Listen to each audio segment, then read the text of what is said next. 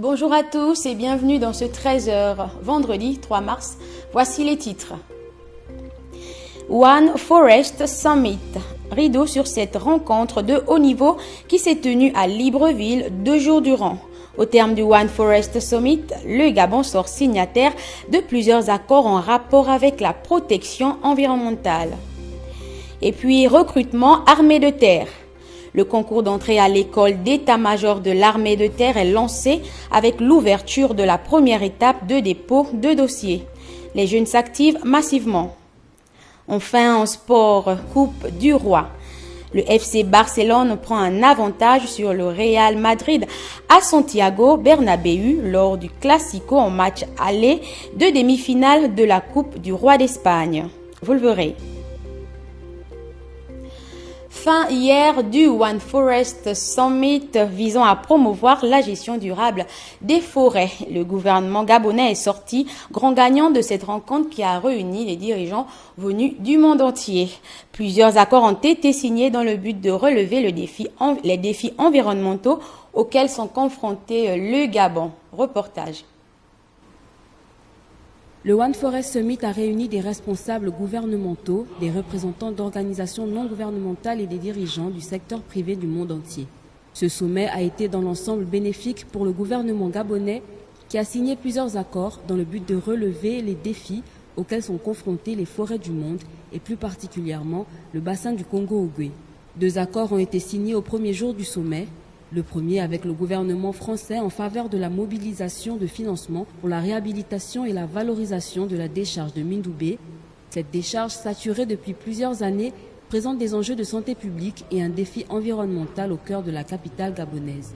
Le deuxième est un protocole d'entente signé avec le gouvernement britannique pour acter les axes stratégiques de la coopération au développement entre le Royaume-Uni et le Gabon en matière de climat et d'environnement. La dernière journée du One Forest Summit a été marquée par la visite d'Emmanuel Macron à l'arboretum Rapanda Walker qui abrite une formidable biodiversité.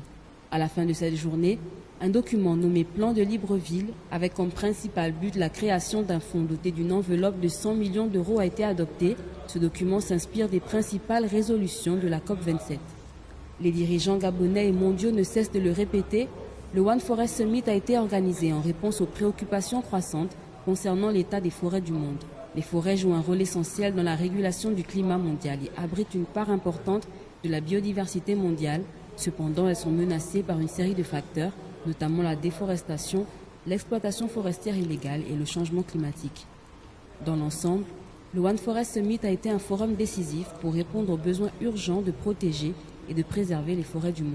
Le président français Emmanuel Macron a suggéré que cette rencontre devienne annuelle, soit dans un pays africain ou sur un autre continent pour évaluer les engagements pris et les résultats obtenus. C'était un reportage de Sidela Niman.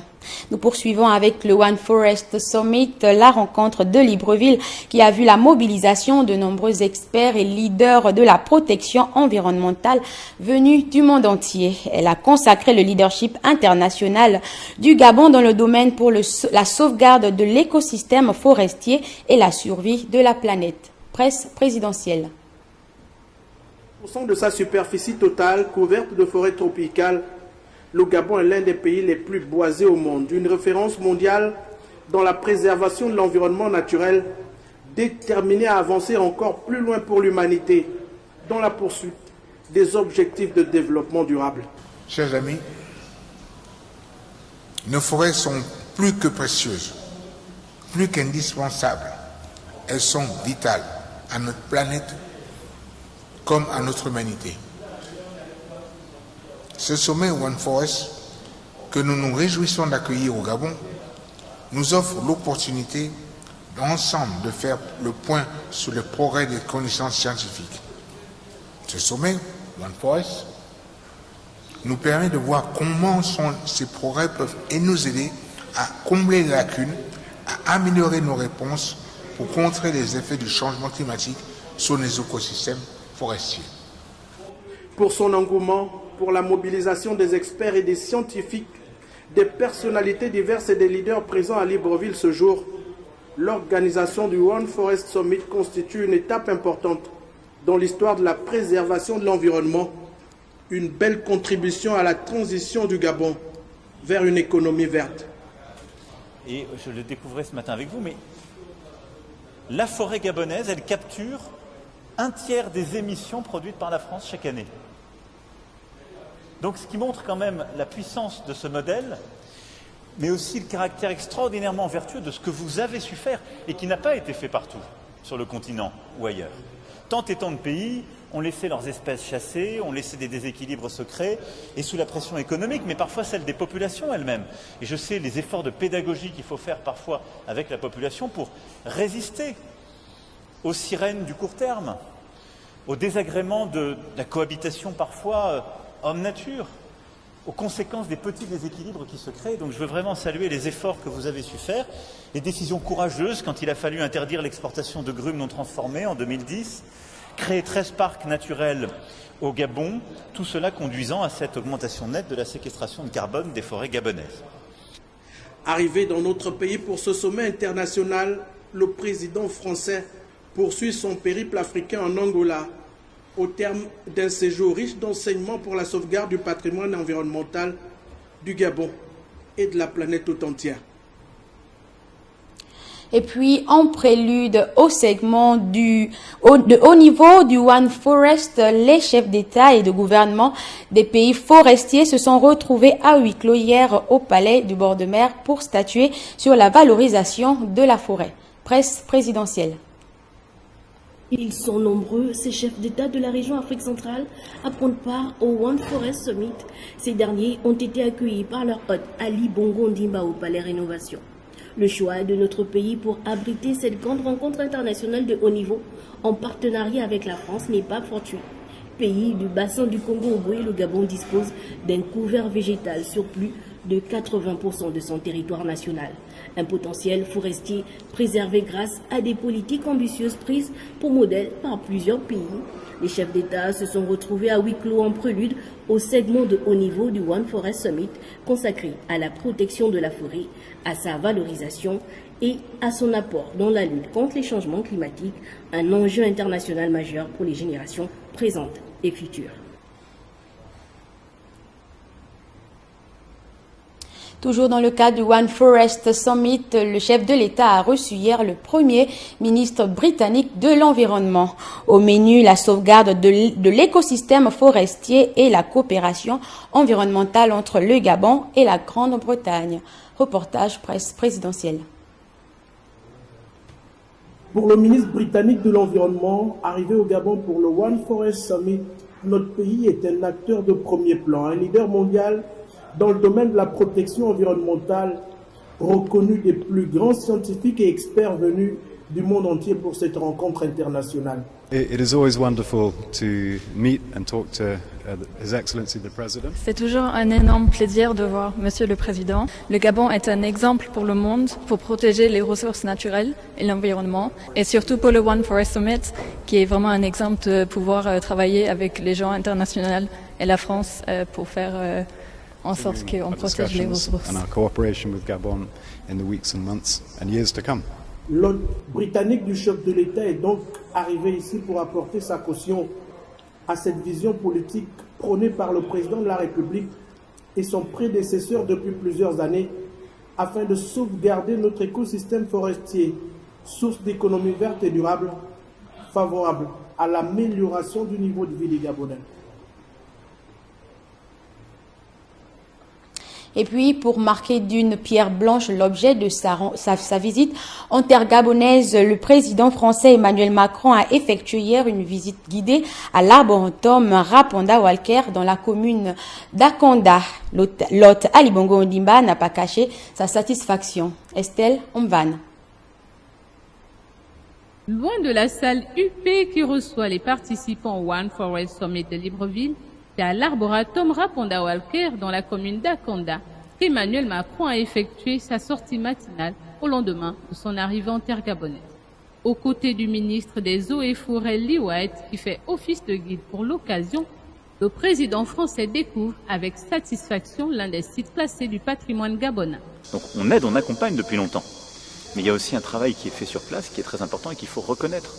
Je le dis aussi parce que souvent, on a donné le sentiment dans les grands sommets internationaux qu'au fond, les pays du Nord avaient vocation à mettre des contraintes, mais ne reconnaissaient pas forcément le travail qui avait déjà été fait par les pays du Sud, en particulier en Afrique, et de récompenser les comportements vertueux.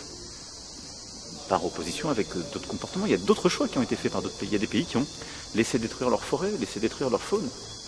Et donc je pense que c'est aussi important de reconnaître qu'il y a un travail qui a été fait ici, qui ne nous a pas attendus, qu'on a aidé, accompagné. Mais il faut en reconnaître les auteurs. Après son excursion, le président Emmanuel Macron a co-présidé la phase officielle du One Forest Summit aux côtés de son homologue Ali Bongo. L'événement est axé sur la protection des forêts comme allié indispensable contre le dérèglement climatique. Le Gabon est recouvert à 88% par la forêt tropicale. Le bassin du Congo constitue avec l'Amazonie et le bassin asiatique l'un des 3 grands pays de la planète. Vous l'avez vu, le séjour du président français au Gabon a été marqué par une excursion à l'Arboretum Rapanda Walker. Le site situé dans la commune d'Akonda fait partie des réserves classées dans le cadre du Gabon vert. Notre reporter Estelle Mvam nous propose une visite guidée. L'Arboretum Rapanda Walker Bois des Géants. Le site d'une superficie d'environ 6700 hectares est situé à 20 minutes en voiture au nord de Libreville dans la commune d'Akonda, au cœur du Cap Estérias.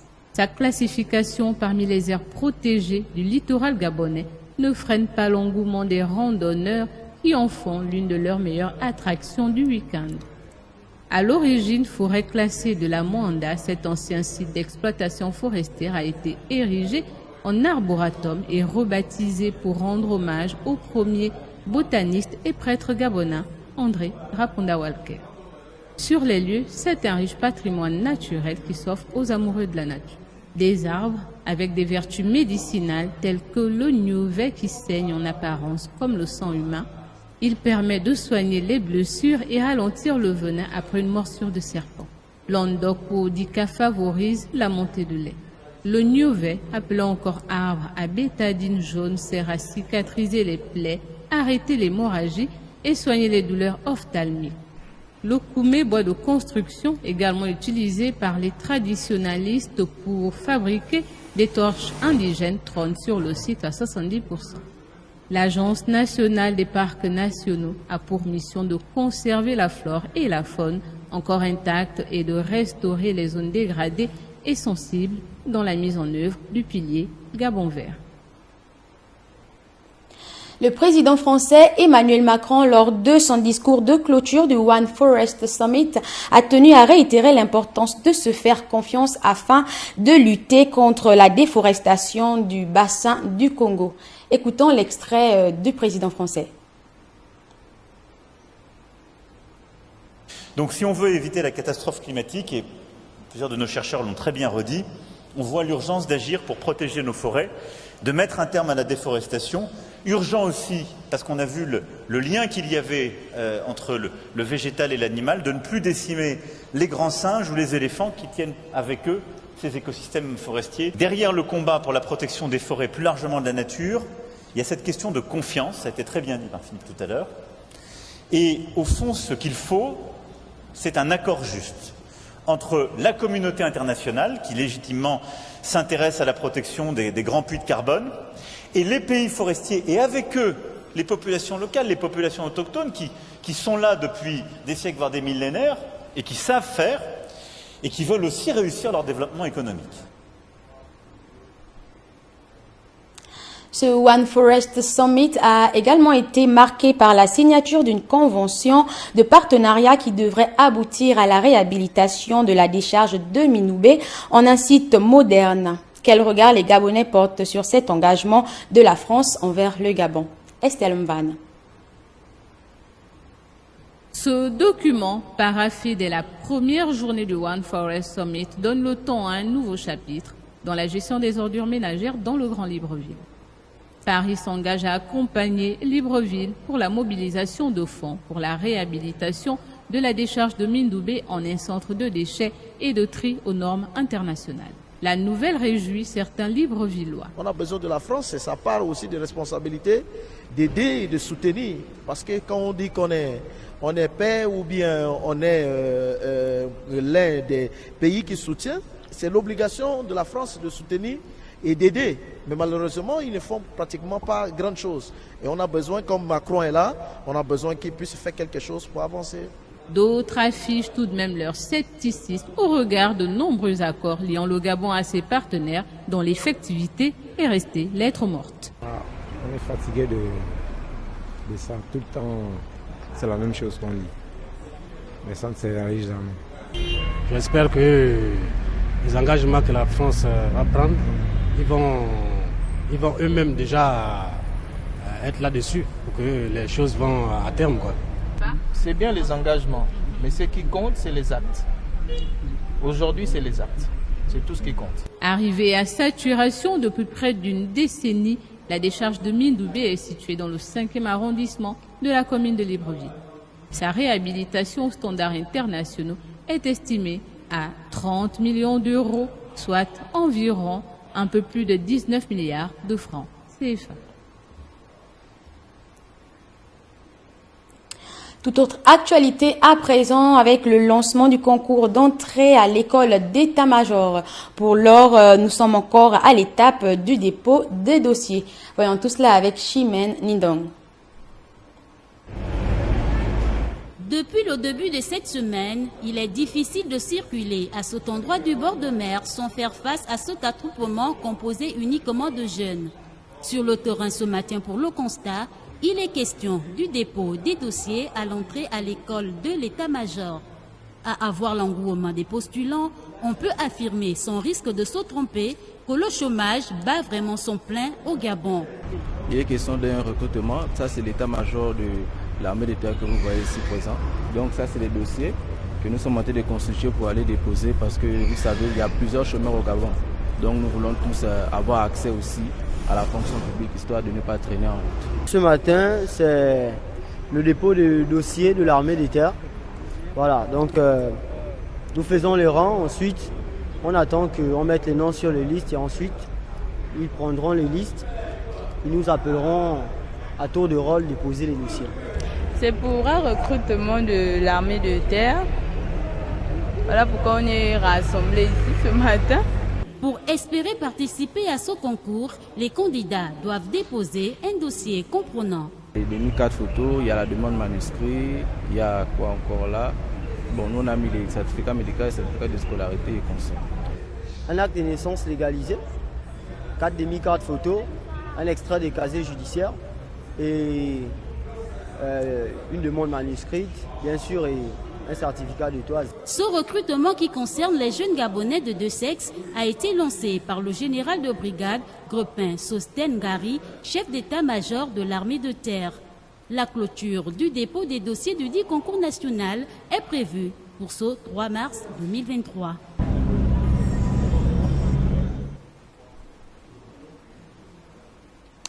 Un abribus flambant neuf a été construit à Sainte-Marie de Libreville depuis quelques jours. Une initiative dite louable. Ce geste permettra aux populations de patienter en toute tranquillité. Jessica Ondjoa. Livré il y a quelques jours, l'abribus est le bienvenu pour les clients au niveau de Sainte-Marie de Libreville. Dans l'attente des transports en commun, la situation d'apaisement et de tranquillité apparaît comme un véritable soulagement. Vous voyez ici au niveau de Nzayan, il pouvait aussi avoir un abri comme celui-là. Vraiment, ça pouvait permettre aux gens de pouvoir patiemment attendre leur bus. Avec les intempéries, ça permettra de pouvoir patienter vraiment dans le calme, sans pourtant s'ennuyer, sans pourtant être vraiment au contact de la canicule.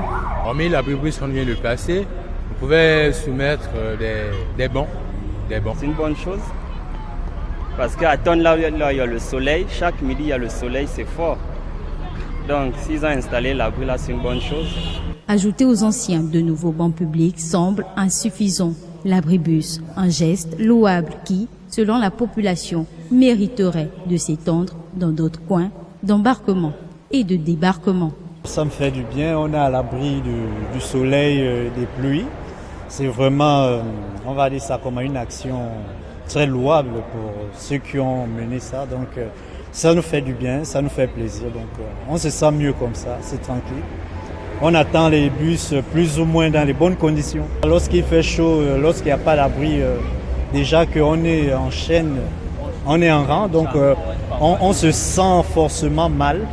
On transpire, on est collé, donc c'est vraiment louable que ces personnes-là font la même chose un peu partout, dans tous les quartiers, dans tous les arrêts bus. Ça va faire vraiment quelque chose de bon pour toutes les populations. Et ceux qui attendent en l'occurrence les transurbains. Le centre-ville en passant par Ndingayong, le PK12 et bien d'autres quartiers de Libreville et autres communes restent en attente des abribus flambant neufs.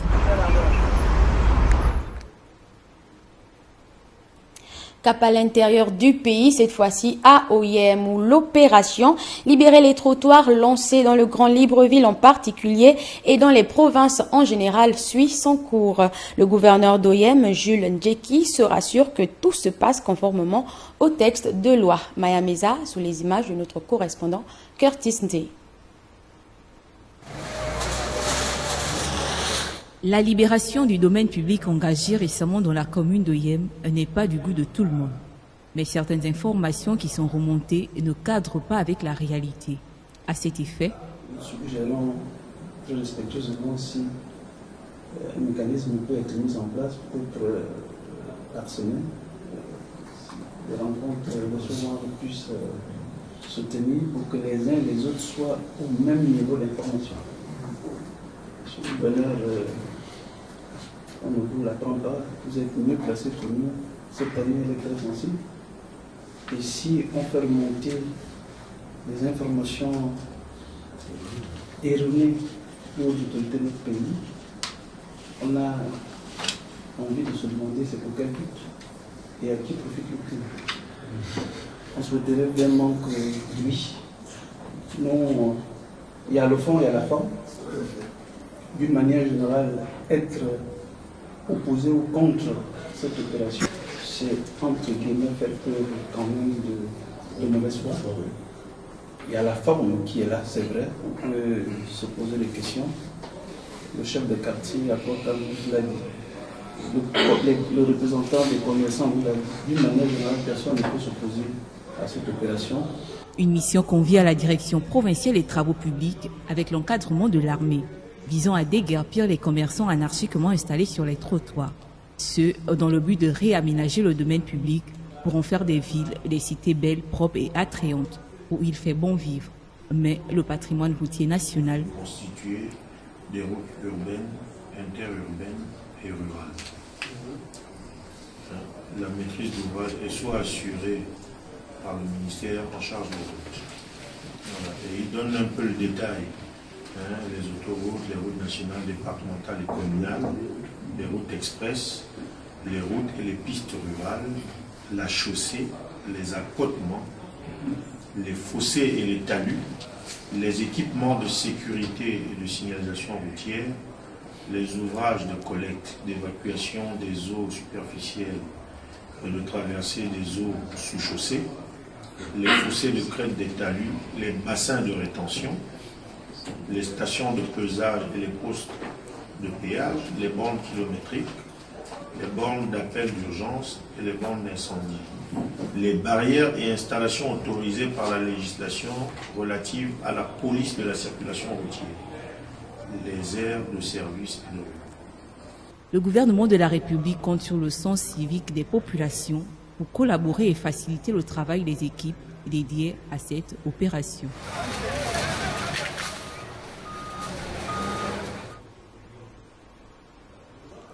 Cap dans le Haut-Togo, cette fois-ci, allons-y dans le département des Plateaux à Lekoni, à la rencontre de Nikez Ongunga, découvrir la fabrication des pièges artisanaux chez les Bantous. Wilson Obakassa.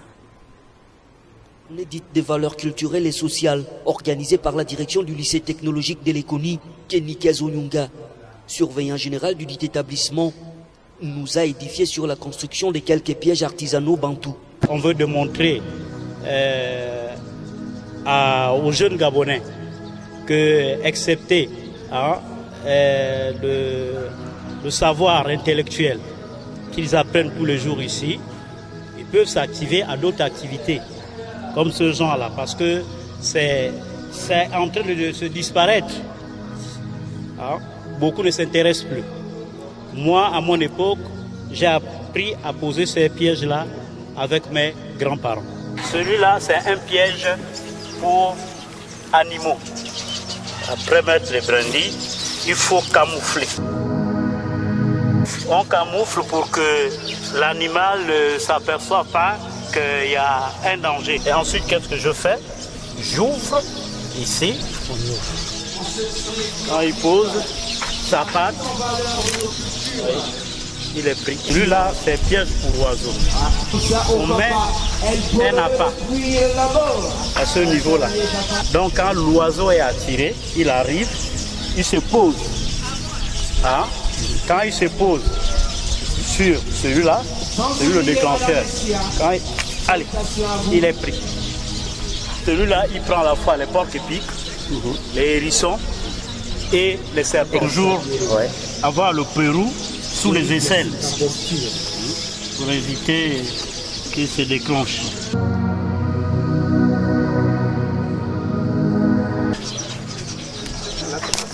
Oh, génial. Là, il est déjà accroché. Il est accroché là. Oui. Il reste là. Il reste là. Cap à l'international, au Burkina Faso, les autorités ont dénoncé un accord d'assistance militaire signé en 1961 avec la France, quelques semaines après avoir obtenu le retrait de la force française Sabre de ce pays en proie à des violences. Récit de Ralph Lenyongo. Dans un courrier du ministère burkinabé des Affaires étrangères adressé à Paris et daté de mardi 1er mars 2023, Ouagadougou dénonce l'accord d'assistance militaire technique conclu à Paris le 24 avril 1961 entre la République de Haute-Volta, ancienne appellation de Burkina Faso, et la République française. Le Burkina donne un délai des mois suivant la réception de ce courrier pour le départ définitif de tous les personnels militaires français en service dans les administrations militaires burkinabées. Le 18 janvier dernier, les autorités d'Ouagadougou avaient demandé le départ, également dans un délai des mois, de la force française Sabre au Burkina Faso, ainsi que celui de l'ambassadeur de France, Luc Halad. Le 19 février, l'armée burkinabé avait annoncé la fin des opérations de la force Sabre après une cérémonie solennelle de descente de drapeau dans l'enceinte du camp Bilazagri à Cambouansan, en périphérie d'Ouagadougou, où était stationné le contingent de 400 forces spéciales françaises. Les nouvelles autorités burkinabées, suivant cela l'exemple malien, également dirigé par des militaires depuis 2020, qui avaient dénoncé les accords de défense avec la France en mai 2022 et exigé le départ de plusieurs milliers de soldats français venus en 2013 aider à sa demande le Mali à lutter contre les groupes djihadistes. Les relations entre la France et le Burkina Faso se sont dégradées depuis l'arrivée au pouvoir du capitaine Ibrahim Traoré. En sport, cette fois-ci, le Barça met un pied en finale en l'emportant 1-0 face au Real Madrid au Santiago Bernabéu au match aller-retour de demi-finale de la Coupe du Roi d'Espagne. Herman Malaga Moussavou.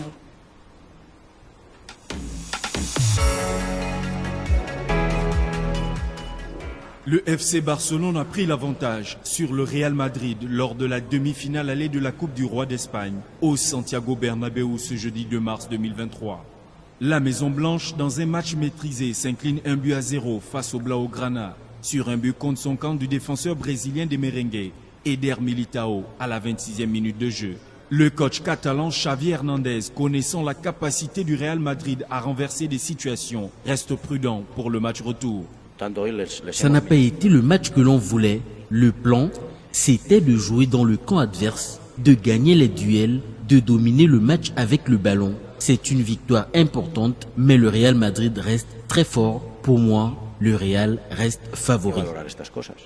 Spécialiste des remontadas, cette défaite n'a eu aucune incidence sur la confiance du coach des Merengues, qui croit une qualification au match retour le 5 avril prochain au Camp Nou pour une qualification en finale de la Coupe d'Espagne. Globalement, on a fait le match que l'on voulait faire. Pas avec ce résultat, mais dans le contenu, c'était ça. Cela nous donne confiance pour le match retour. Si on répète ce match à Barcelone, on passera. Maintenant, il faut remonter. Mais ce ne sera pas la première fois qu'on le fait.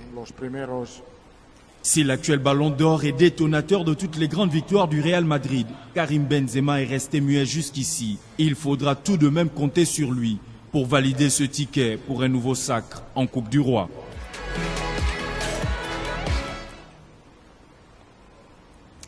Le Gabon version basketball A3 rentre avec la médaille d'argent.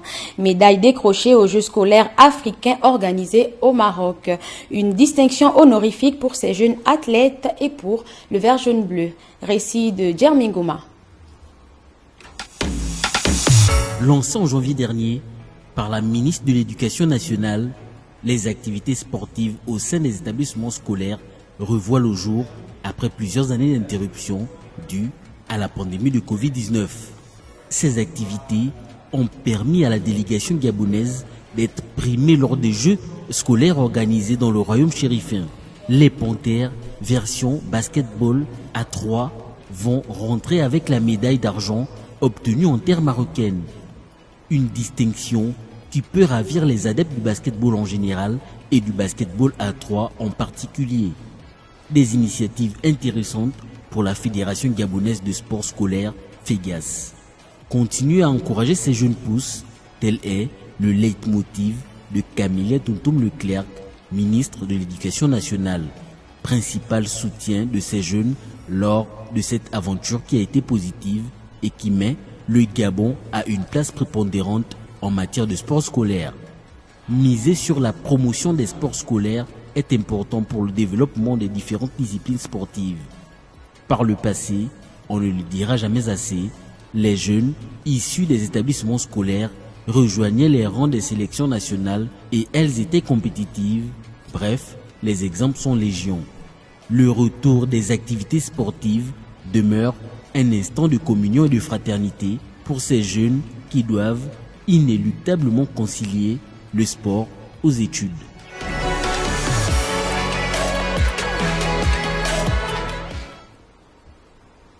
Et c'est la fin de cette édition d'information. Merci de l'avoir suivi. Excellente suite de programmes sur TV+.